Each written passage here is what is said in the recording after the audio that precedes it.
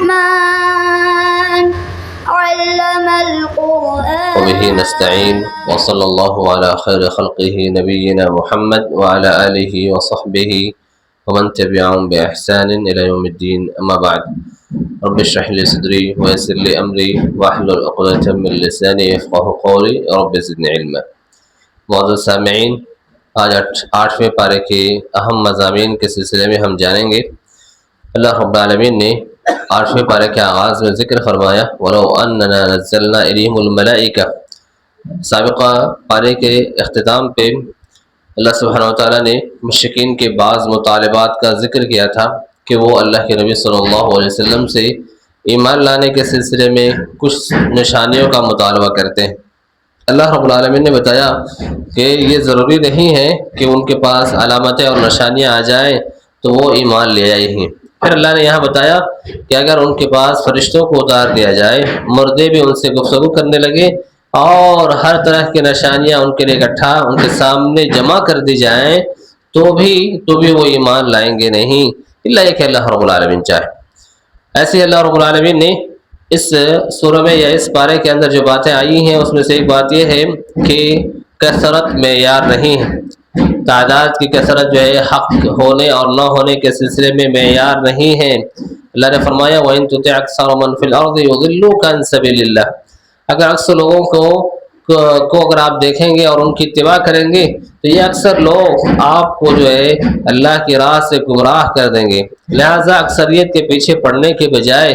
دیکھنا چاہیے کہ حق کس کے پاس ہے۔ اکثریت ہی حق کا معیار جو ہے نہیں ہے، یہ بات ہم بخوبی جو ہے یاد رکھیں۔ اس کے بعد اللہ رب العالمین نے جو آیتیں نقل کی ہیں فَكُلُوا مِمَّا ذُكِّرَ اسْمُ اللَّهِ عَلَيْهِ إِن كُنتُم بِآيَاتِهِ مُؤْمِنِينَ، کہ تم کھاؤ جس پہ اللہ کا نام لیا گیا ہو اگر تم مومن ہو۔ سنن ترمذی، ابو داؤد وغیرہ میں اس آیت سے متعلق جو شان نزول وارد ہے کہ لوگوں نے اللہ کے نبی صلی اللہ علیہ وسلم کے پاس آ کر کے کہا اے اللہ کے نبی، ہم جو ذبح کرتے ہم کھاتے ہیں، لیکن جسے اللہ نے مار دیا ہو اسے ہم کیوں نہیں کھاتے؟ تو اللہ رب العالمین نے یہ آیت نازل کی کہ یعنی کہ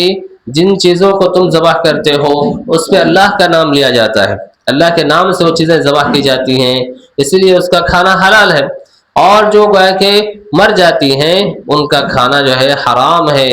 وَلَا تَأْكُلُوا مِمَّا لَمْ يُذْكَرِ اسْمُ اللَّهِ عَلَيْهِ وَإِنَّهُ لَفِسْقٌ۔ گویا کہ جانور کے حلال ہونے کے لیے یہ ضروری ہے کہ جہاں اسے صحیح طریقے سے ذبح کیا جائے، ذبح کرنے والا اللہ رب العالمین کے نام کے ساتھ ہی اس جانور کو ذبح کرے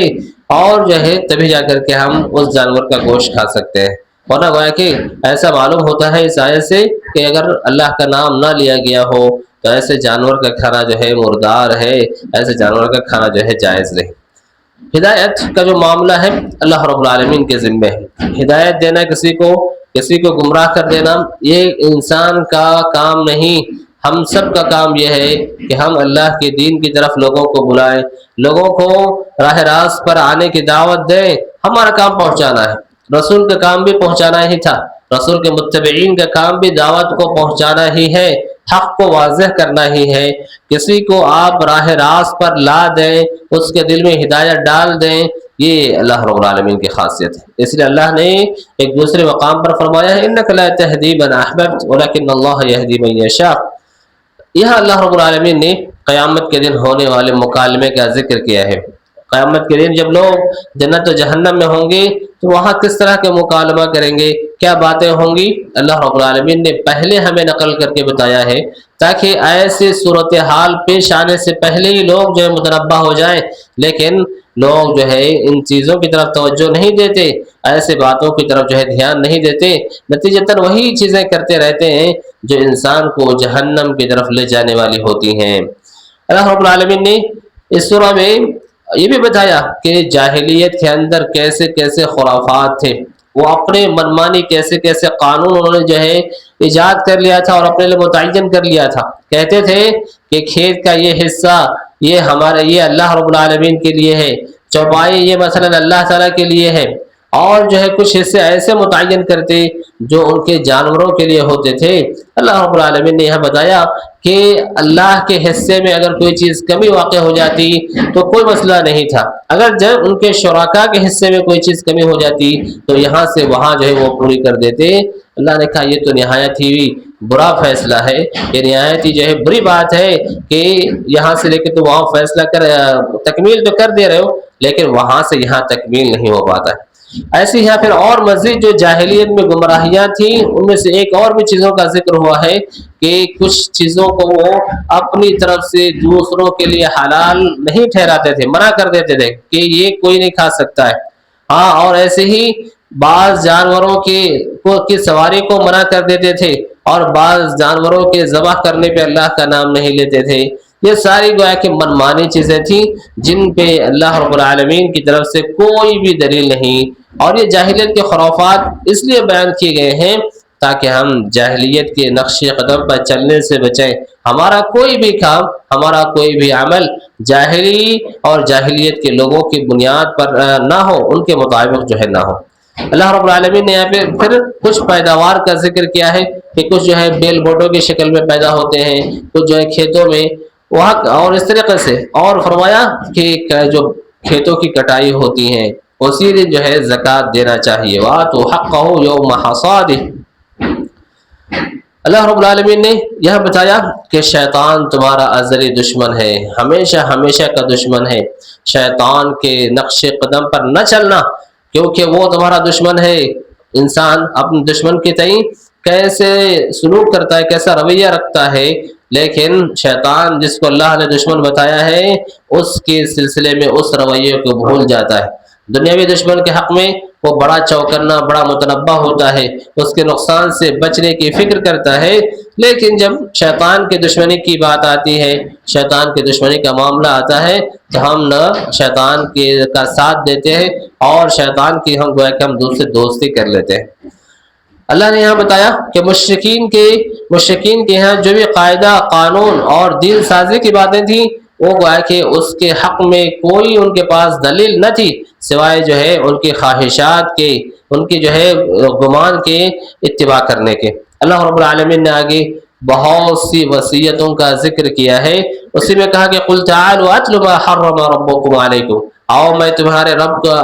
میں گویا کہ تمہیں تلاوت کرتا ہوں کہ تمہارے رب نے تم پر کیا حرام قرار دیا ہے۔ کہا کہ شرک نہیں کرنا، والدین کے ساتھ حسن سلوک کرنا، اپنے اولاد کو بھوک کے سبب قتل نہ کرنا، فاحشات کے قریب نہ جانا اور کسی انسان کی جو ہے جان نہ لینا، یہ وہ چیزیں ہیں جسے اللہ رب العالمین نے تمہیں وصیت کی ہے۔ اور کہا کہ مال یتیموں کا نہ کھانا، یہ ایسی چیزیں ہیں جو اللہ رب العالمین کی وصیت ہے۔ اور کہا کہ لا نکلف نفسا الا وسعها، انسان کے طاقت کے بقدر ہی اللہ رب العالمین اسے مکلف بناتے ہیں، اور جب کوئی بات کہو تو وہ عدل و انصاف کے ساتھ کہو، اگرچہ کہ تمہارے رشتہ دار کیوں نہ ہو، اور اللہ کے عہد و پیمان کو پورا کرو۔ یہ وہ چیزیں ہیں جسے اللہ رب العالمین نے تمہیں وصیت کی ہے، امید ہے کہ ہم اس سے نصیحت حاصل کریں۔ اللہ نے بتایا کہ قرآن مجید یہ بڑی بابرکت کتاب ہے، وَهَذَا كِتَابٌ أَنزَلْنَاهُ مُبَارَكٌ، یہ کتاب جسے ہم نے اتاری ہے بڑی بابرکت کتاب ہے۔ خوش نصیب آدمی وہ ہے جو اس کتاب کی برکت کو حاصل کرنے کی فکر کرتا ہے، اور اس مہینے میں جس مہینے کو اللہ رب العالمین نے قرآن کے نزول کے مہینے کے طور پر متعارف کروایا ہے، اور اللہ کے نبی صلی اللہ علیہ وسلم کو جبرائیل علیہ السلام روزانہ قرآن جو پڑھایا کرتے تھے، تو ان تمام شواہد اور دلائل کی بنیاد پر ہمیں چاہیے کہ ہمارا زیادہ سے زیادہ وقت اس کتاب کی تلاوت میں گزرے، اس کتاب کی برکت کو حاصل کرنے میں گزرے، اور ہم اپنا تعلق اس کتاب سے جوڑ لیں تاکہ اللہ نے جو کہا کہ یہ بابرکت کتاب ہے ہمارے زندگیوں میں اس کتاب کی برکت نظر آئے۔ اللہ رب العالمین کی رحمت بڑی وسیع ہے۔ اب یہاں اللہ کی رحمت کے کئی مظاہر ہم دیکھ چکے ہیں، ایک اور مظہر ہے جو یہاں پہ اللہ نے ذکر کیا ہے، وہ یہ کہ اللہ رب العالمین اپنے بندوں پر کس قدر مہربان ہے کہ انسان جب نیکی کرتا ہے تو اس کا بدلہ اللہ تعالیٰ 10 سے دیتا ہے، اور وہیں پہ جب انسان برائی کرتا ہے، گناہ کے کاموں کا ارتکاب کرتا ہے، تو اس کا بدلہ 10 کے بجائے صرف 1 لکھا جاتا ہے۔ ورنہ تو اگر نیکی کی طرح یہ بھی 10 لکھے جاتے تو انسانوں کی کیا حالت ہوتی ہم اس کا اندازہ نہیں لگا سکتے۔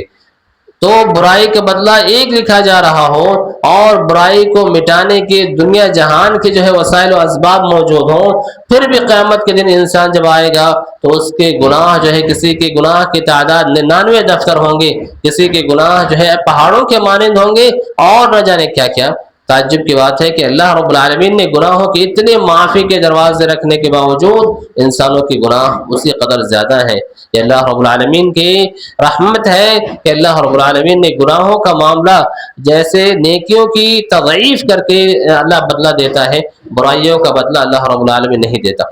اللہ نے بتایا کہ ایک مومن کی ساری زندگی اللہ رب العالمین کے لیے ہوتی ہے۔ اللہ نے فرمایا قل ان صلاتي ونسکی ومحیای ومماتی للہ رب العالمین، میری نماز، میری عبادتیں یا میری قربانی، میرا جینا اور میرا مرنا سب کے سب اللہ رب العالمین کے لیے ہے۔ لا شریک لہ، اللہ کا کوئی شریک اور ساجی نہیں۔ وبذالک امرت، اس مسلمان کو اسی کا حکم دیا گیا ہے، اور میں سب سے پہلے جو ہے اسلام لانے والوں میں سے ہوں۔ لہذا ہم اپنے ہر عمل میں مخلص ہوں، اللہ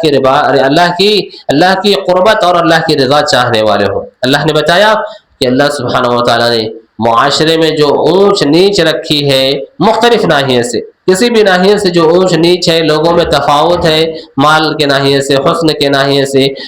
خاندان کی شرافت و جابت کے ناحیے سے، اور دیگر اور ناحیوں سے، یہ گویا کہ انسانوں کے لیے آزمائش ہے۔ یہ انسانوں کے لیے آزمائش کا ہے۔ اللہ رب العالمین ہمیں آپس میں ایک دوسرے سے آزمانا چاہتے ہیں، تاکہ ورفع بعضکم فوق بعض درجات لیبلوکم فیما آتاکم، یہ امتحان میں ہم کامیاب اترتے ہیں یا نہیں، ہم کو اللہ رب العالمین آزمانا چاہتے ہیں۔ لہذا جو حالت اور جو حیثیت اللہ رب العالمین نے ہمیں رکھی ہے، آپ اللہ کے دنیا میں آپ بہتر سے بہتر بن سکتے ہیں، لیکن اس حالت کے سبب ہم دوسروں سے حسد نہ رکھیں، دوسروں کو جو ہے نقصان پہنچانے اور دیگر اور چیزوں کی جو ہے ہم فکر نہ کریں۔ اس کے بعد اس بارے میں جو دوسرا سورہ ہے وہ سورۃ الاعراف ہے۔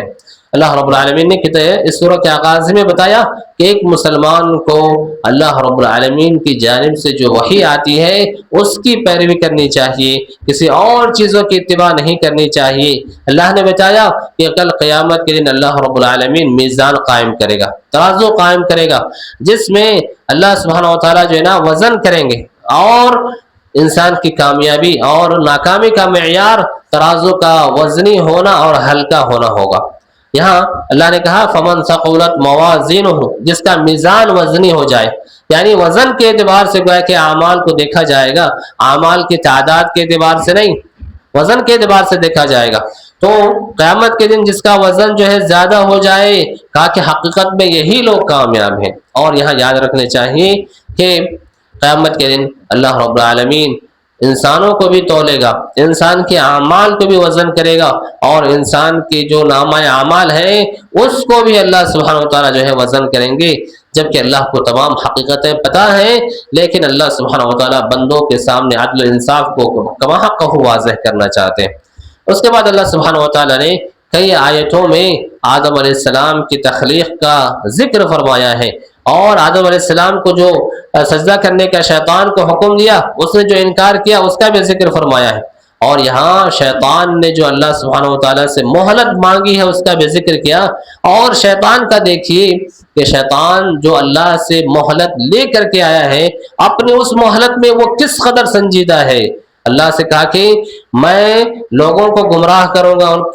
کے سامنے سے، ان کے پیچھے سے، ان کے دائیں سے اور ان کے بائیں سے، اور نتیجہ یہ ہوگا کہ ان میں سے اکثر کو آپ شکر گزار نہ پائیں گے۔ اور شیطان اپنے اس وعدے میں، اپنے اس مہلت میں خوب کوشش کر رہا ہے، لیکن ایک مومن ہے کہ اس بابرکت مہینے میں بھی، ایک مسلمان ہے کہ اس بابرکت مہینے میں بھی غفلت کا شکار ہو جاتا ہے۔ اللہ رب العالمین نے یہاں آدم علیہ السلام سے جو غلطی سرزد ہو گئی، اور اس غلطی کے نتیجے میں جو انہوں نے دعا کی، اس دعا کا نقل کیا ہے، اور یہ دعا ہر مسلمان کے لیے ہے کہ وہ اپنی غلطی کی معافی اس دعا کی شکل میں مانگے۔ ربنا ظلمنا انفسنا وَإِن لَّمْ تَغْفِرْ لَنَا وَتَرْحَمْنَا لَنَكُونَنَّ مِنَ الْخَاسِرِينَ۔ ہم اس دعا کا خصوصی طور پر اہتمام کریں، نمازوں میں پڑھا کریں، سجدوں میں پڑھا کریں اور نماز کے باہر بھی پڑھنے کا اہتمام کریں۔ اللہ نے یہاں بتایا کہ انسانوں کو جو یہ لباس ملا ہوا ہے یہ اللہ رب العالمین کی طرف سے بڑا انعام ہے، اللہ کی یہ نعمت ہے۔ یہ آپ تصور کیجئے کہ انسانوں کے جسم کی جو ساخت ہے، اگر یہ لباس نہ ہوتے تو انسان کا جسم کس قدر بھونڈا نظر آتا، کیسے کیسے جو ہے برائیاں نظر آتی، کس قدر منظر جو ہے عجیب ہوتا، ہم اس کا تصور نہیں کر سکتے۔ اسی لیے اللہ نے کہا کہ اے آدم کے اولاد، ہم نے تم پر لباس اتارا ہے جو تمہاری برائیوں کو چھپا سکے، تمہارے عیبوں کو چھپا سکے، اور یہ لباس تمہارے لیے زینت کا کام کرتے ہیں۔ لہٰذا ہم الگ الگ مناسبتوں سے الگ لباس پہن کر کے اپنے آپ کو مزین بنا لیتے ہیں۔ اور اللہ نے یہاں پہ اشارہ کیا کہ ایک لباس تو جو ہے ظاہری ہے، اور ایک دوسرا لباس ہے وہ تقوی کا لباس ہے۔ اور رمضان کے روزے کی فرضیت کا مقصد بھی یہی ہے کہ ہم کتنے متقی بنتے ہیں۔ اللہ نے بتایا کہ وَلِبَاسُ التَّقْوَى ذَلِكَ خَيْرٌ، تقوی کا لباس یہ زیادہ جو ہے نا بہتر ہے۔ ظاہری شکل و صورت اچھی کرنے کے ساتھ ساتھ اپنے آپ کو متقی بنانے کی فکر کریں، اور رمضان کا روزہ اسی لیے ہے۔ اللہ نے بتایا کہ ہم مسجد جب آئیں تو مسجد آتے ہوئے اپنی حیت اچھی کر کے آئیں، ہم اچھا لباس پہن کر کے آئیں، ہم زینت اختیار کر کے آئیں۔ ایسا نہ ہو کہ ہم مسجد آئیں تو ہماری حیت جو ہے کہ اس آیت کے برعکس ہو۔ اللہ نے جو کہا ہے ہمیں اس حکم کو جو ہے ماننا چاہیے۔ اللہ نے بتایا کہ جو جائز ہے کھاؤ پیو، لیکن انسان جو ہے نا اسراف سے کام نہ لے، کیونکہ اللہ رب العالمین اسراف کو پسند نہیں کرتا ہے۔ اللہ رب العالمین نے پھر یہاں بعض محرمات کا ذکر کیا ہے کہ اللہ رب العالمین نے تم پر فاحشات کو حرام قرار دیا ہے، زیادتی کو حرام قرار دیا ہے، گناہ کو حرام قرار دیا ہے، اور اللہ کے ساتھ شرک کرنے کو حرام قرار دیا ہے۔ ساتھ ہی ساتھ علم نہ ہو تو بغیر علم کے کوئی بات کہنا بھی گویا کہ حرام ہے، کیونکہ اس کا نقصان بہت چیز جو ہے زیادہ ہے۔ یہاں اللہ رب العالمین نے پھر سے جہنمیوں کے تکرار کا ذکر کیا ہے۔ ابھی ہم نے سنا کہ جہنمیوں کے تکرار اس لیے بارہا بیان کیے گئے ہیں کہ وہ نوبت آنے سے پہلے انسان اپنے آپ کو جہنمی ہونے سے بچا لے، جہنم میں جانے سے دور کر لے اپنے آپ کو، اور یہ مہینہ جہنم سے آزادی کا ہے۔ اس سے بہتر موقع اور کیا ہو سکتا ہے کہ ہم اپنے آپ کو جہنم سے آزاد کر لیں۔ اللہ نے یہاں ایک عجیب و غریب بات بتائی کہ جو لوگ اللہ پر ایمان نہیں لاتے ہیں، اللہ کی آیتوں کی تکذیب کرتے ہیں، کہا کہ ایسے لوگ کبھی بھی جنت میں نہیں جا سکتے، یہاں تک کہ اونٹ جو ہے سوئی کے سراغ سے داخل ہو جائے، اور ایسا ممکن ہی نہیں ہے کہ سوئی کے جو ہم دھاگا لگاتے ہیں وہاں سے جو ہے اونٹ داخل ہو جائے۔ اس کا مطلب یہ ہوا کہ جہنم میں کافروں کا جانا، مکذبین اللہ کی آیتوں کے جھٹلانے والوں کا جانا ویسے ہی ناممکن ہے جیسا یہ کام جو ہے ممکن نہیں۔ پھر سے اللہ سبحانہ و تعالیٰ نے جنتیوں، جہنمیوں اور اصحاب اعراف کے مابین ہونے والے مکالمے کا ذکر کیا ہے، اور اصحاب اعراف کا خصوصی ذکر ہے کہ نہ تو یہ جنت میں ہوں گے نہ جہنم میں ہوں گے۔ جنت کی طرف دیکھیں گے تمنا کریں گے، جہنم کی طرف دیکھیں گے دعا کریں گے کہ اللہ ہمیں ظالموں میں سے نہ بچانا۔ اور اعراف میں ہونا اگرچہ کہ ایک طرح کی نجات ہے، لیکن نعمتوں سے یہاں پہ محروم ہوں گے، اور اللہ رب العالمین آخر میں انہیں پھر سے جو ہے جنت میں داخل کر دے گا۔